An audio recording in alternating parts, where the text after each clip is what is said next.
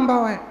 और इसीलिए हम मन वचन काय से भक्ति करें। आचार्य देव कहते हैं 10वें श्लोक में, नत्यद्भुतं भुवन भूषण भूतनाथ भूतैर्गुणैर्भुवि भवन्तमभिस्तुवन्तः तुल्या भवन्ति भवतो ननु तेन किं वा भूत्याश्रितं या इह नात्म समं करोति। नात्यद्भुतम भुवन भूषण भूतनाथ, भुवन के भूषण, लोक के आभूषण, भूतनाथ। भूतनाथ किसको कहा? भूतनाथ आदिनाथ भगवान को। आपको कोई भूतनाथ कहे तो कैसा लगेगा? हैं? झगड़ा करोगे आप, मैं किधर से भूतनाथ दिखता हूं? लेकिन भूतनाथ सारे जीवों के स्वामी भूतनाथ। भूतैर्गुणैर भुवि भवन्तम अभिष्टुवन्ता, जो वास्तविक गुण हैं आपके, भूत ही वास्तविक गुणों के द्वारा भवन्तम आपकी, अभिष्टुवन्ता स्तुति करने वाले पुरुष, जो लोग आपके असली गुणों से आपकी स्तुति करते हैं, वे लोग भुवि भूतल पर भवता आपके तुल्य हो जाते हैं। तुल्या भवन्ति भवतो आपके समान हो जाते। ननु तेन किंबा, वास्तव में उन लोगों से क्या फायदा? भूत्याश्रितम यही नात्म समम करोति, जो खुद तो विभूति वाले हैं, संपन्न हैं, लेकिन किसी और को अपने जैसा नहीं बनाते। दुनिया में देखना, कोई भी धनवान नहीं चाहता कि कोई उसका नौकर भी धनवान बन जाए।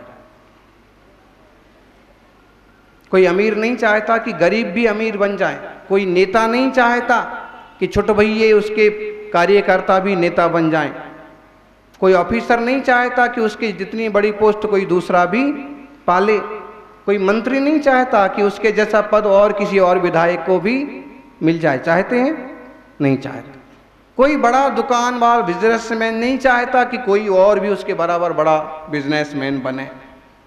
दुनिया की यही सोच है, यही स्पर्धा है कि कोई मेरे जैसा ना बन जाए, मेरे बराबर ना बन जाए, मेरे से बड़ा ना बन जाए। जबकि ज्ञानी प्रभु कहते हैं कि तुम मेरे जैसे बन जाओ। और आचार्य मानतुंग गोस्वामी कहते हैं, उन धनवानों से क्या फायदा जो किसी और को अपने जैसा नहीं बना सकते। हे प्रभु, सच्चे प्रभु तो आप ही हैं जो सामान्य जीवों को भी अपने जैसा बनाने की बात करते हैं, उपदेश देते हैं, रास्ता दिखाते हैं। दुनिया ठगती है।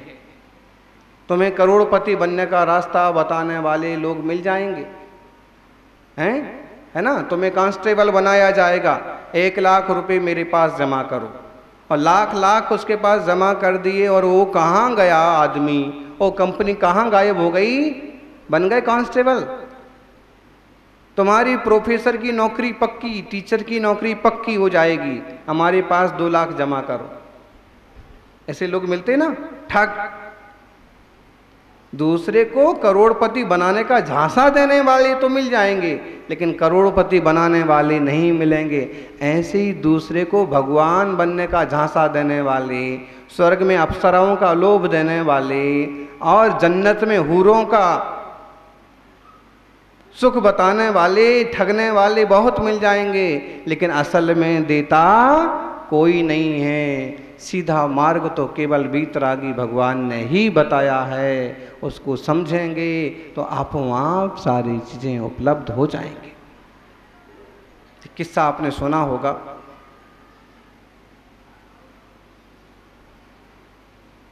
एक व्यक्ति ने कंपनी बनाई, इश्तहार निकाला, मैनेजमेंट के गुण सिखाते हैं हम, मोटिवेशन करते हैं हम, और हम एक ऐसा आयोजन करेंगे अमुक तारीख को,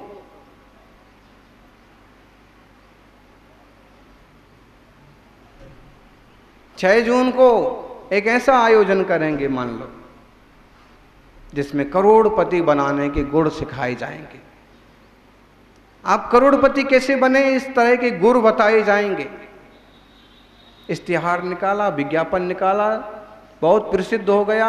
लोगों ने कहा वाह, ठीक से पढ़ा, उसमें लिखा प्रवेश फीस, इस कार्यक्रम में सम्मिलित होने का शुल्क 1000 रुपये। बहुत सारे लोगों ने सोचा इतने खर्च हो गए लेकिन अभी तक जॉब नहीं लगा, इतने खर्च हो गए लेकिन अभी तक किसी जगह काम नहीं मिला, कोई भी काम पकड़ा लेकिन कोई भी काम में सक्सेस नहीं हुआ।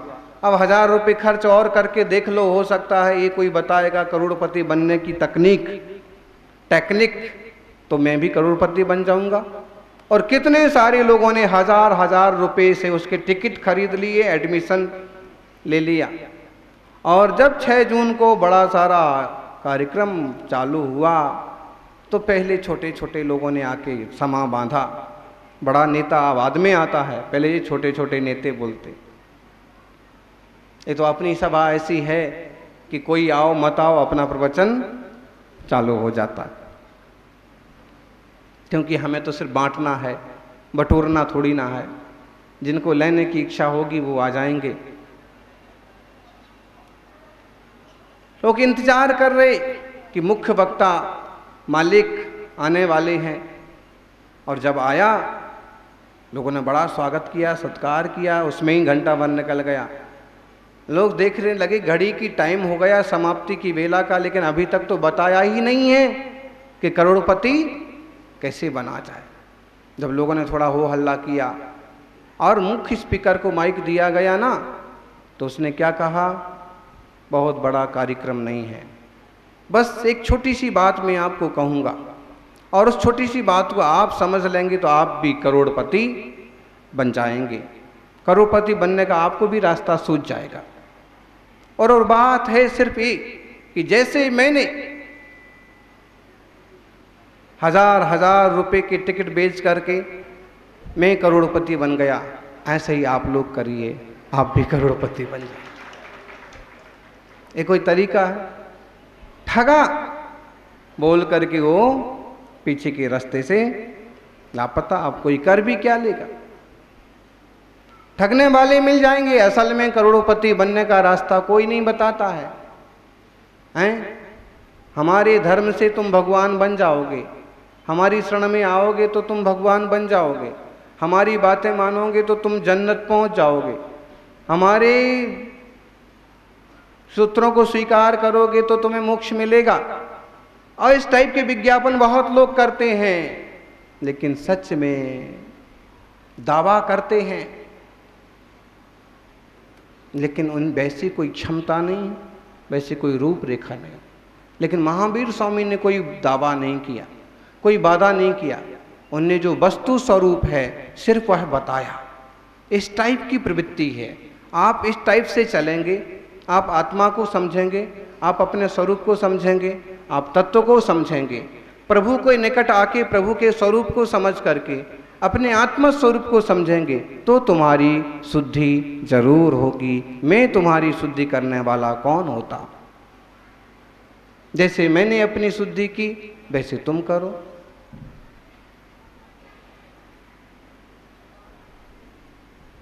जिस मार्ग से हम बने अरहत सिद्ध भगवान, उस मार्ग से तुम चलो, हम तुम एक समान।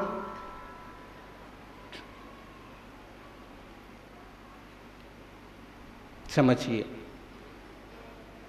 न दावा किया बना ही दूंगा, और न वादा किया कि बन जाओगे, सिर्फ रास्ता बताया। दावे और वादे तो झूठे हो सकते हैं, लेकिन वस्तु विज्ञान झूठा नहीं होता, तत्व व्यवस्था झूठी नहीं होती। जो जैसा है सो है, और जो है सो बता दिया।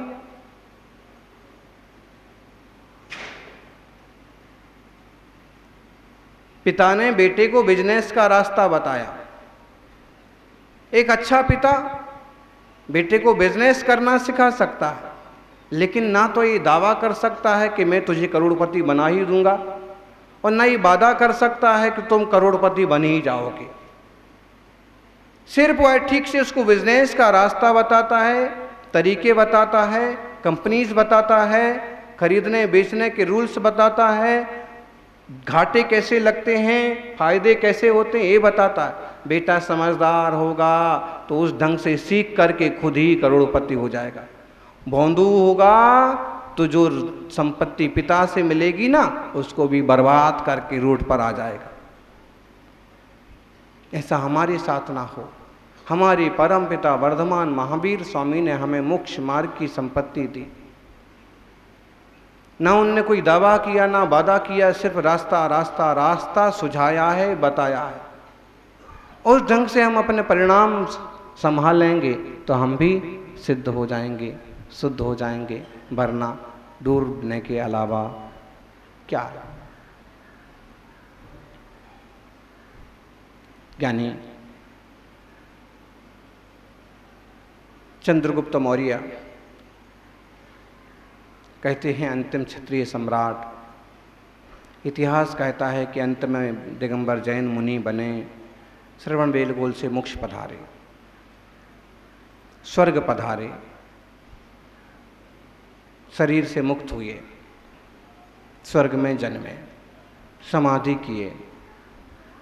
भद्रबाहु उनके गुरु थे। कहते हैं जब उनको मन हुआ कि मैं भी मुनि बनूं, ये 16 खोटे सपने मैंने देखे, ओहो ऐसा होना है संसार में, और मुझे अब भी घर में रहना पड़े, नहीं, मुझे गृहस्थी का त्याग करके आत्मकल्याण करना।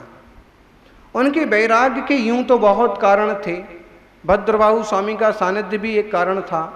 फिर बाद में जो 12 साल के दुर्भिक्ष की घटना वाला प्रसंग बना, और जब वह घटना सुनी और भद्रबाहु मुनिराज का विहार हुआ, वो भी एक प्रसंग बना कि ऐसा दुर्भिक्ष होगा, वो भी वैराग्य का। लेकिन मुख्य एक वैराग्य का कारण ये बना कि राजनीति में चाणक्य ने चंद्रगुप्त मौर्य को बहुत अच्छी तरह से तैयार किया, और यहाँ तक तैयार किया कि जब चंद्रगुप्त मौर्य भोजन करते थे तो उनके भोजन में रत्ती सा जहर भी मिला दिया जाता था। और एक दिन स्पष्ट भी कर दिया चाणक्य ने, लोगों को बता भी दिया कि जो विधि बताई जा रही है उस ढंग से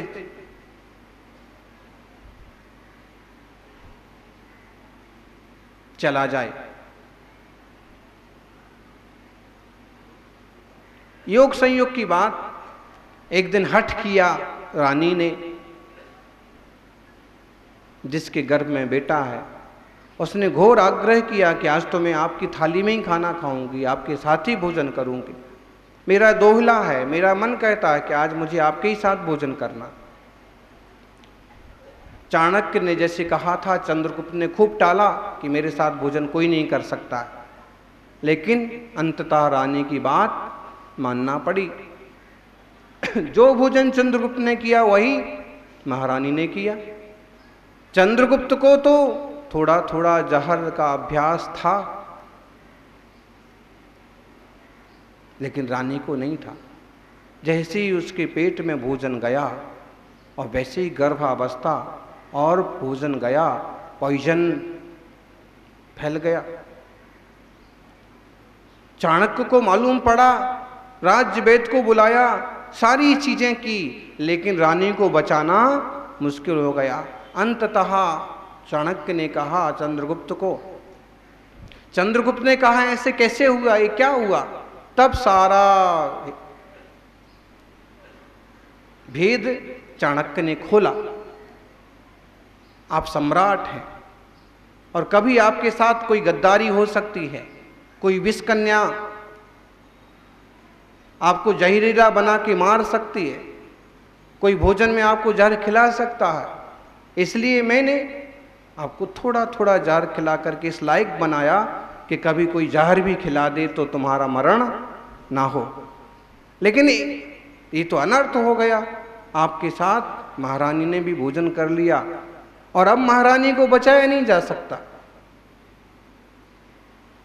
अगर शल्य क्रिया की जाए, ऑपरेशन करके बेटे को बचाया जाए तो बस उतना हो सकता है, नहीं तो रानी को नहीं बचाया जा सकता। वैद्यों की परामर्श से अंततः यही हुआ कि जब रानी की आखिरी सांसें गिरने लगी तो ऑपरेशन करके बच्चे को निकाल दिया गया, बचा लिया गया। और बच्चे को पालन पोषण किया, लेकिन शरीर पर जहर का एक चिन्ह, एक दाग बन गया, माथे पर एक चिन्ह बन गया, और इसलिए उस धब्बे के कारण से उसका नाम बिंदुसार पड़ा। वो भी सम्राट हुआ।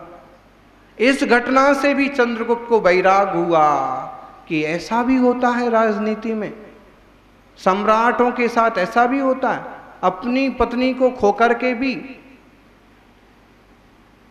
सत्ता के लिए ये सब करना पड़ता है। और उसने राज्य का त्याग किया।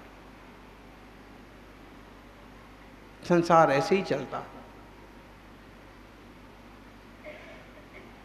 ज्ञानियों,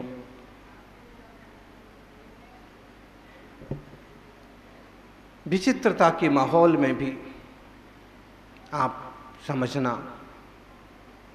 चंद्रगुप्त समझे, वैराग्य हो गया। चंद्रगुप्त ने दीक्षा ली भद्रबाहु मुनिराज से, वर्षों साधना की और श्रवण बेल गोल की चंद्रगिरी पहाड़ी से स्वर्ग सिधारा।